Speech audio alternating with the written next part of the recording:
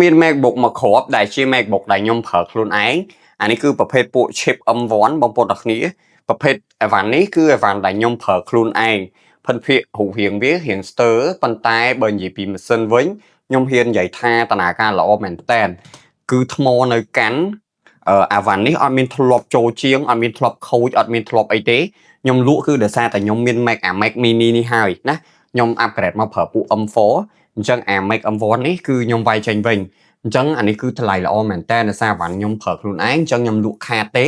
សម្រាប់បងប្អូនអរគ្នាដែលមានតម្រូវការហើយនៅពេញអីអាចមកមើលបានណាអាវ៉ាន់នេះខ្ញុំចង់បញ្ជាក់ប្រាប់បងប្អូនអរគ្នាថាភិនភាគខាងក្រៅវាអត់ស្អាតទេវារៀងស្ទើរណាវារៀងស្ទើរណាឃើញទេវាមានស្នាមលបកស្នាមអីខ្លះអញ្ចឹងទៅប៉ុន្តែបើនិយាយពីកម្លាំងម៉ាស៊ីន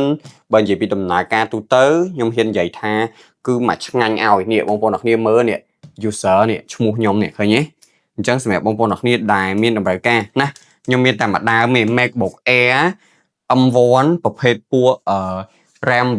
8256អានេះខ្ញុំប្រើសម្រាប់កាត់វីដេអូទៀតពេលខ្លះវីដេអូដែលខ្ញុំតម្លាក់ក្នុង page គឺខ្ញុំកាត់ចេញពី Mac ហ្នឹងផងខ្ញុំទុកបូកបញ្ជីហើយនឹងកាត់វីដេអូអញ្ចឹងសម្រាប់បងប្អូនអរគ្នាដែលមានតម្រូវការស្ដើងស្រាលទូចប៉ុន្តែខ្លាំងកាន់ថ្មនិយាយទៅមកចប់អានេះពណ៌ Space Gray អញ្ចឹងបងប្អូនអរគ្នាមានតម្រូវការវឺតលឿនមកខ្ញុំលក់ថោកជាង MacBook M1 ទៀតខ្ញុំនិយាយមែនធូរថ្លៃខ្លាំងមែនតើអញ្ចឹងបងប្អូនអរគ្នាមានតម្រូវការ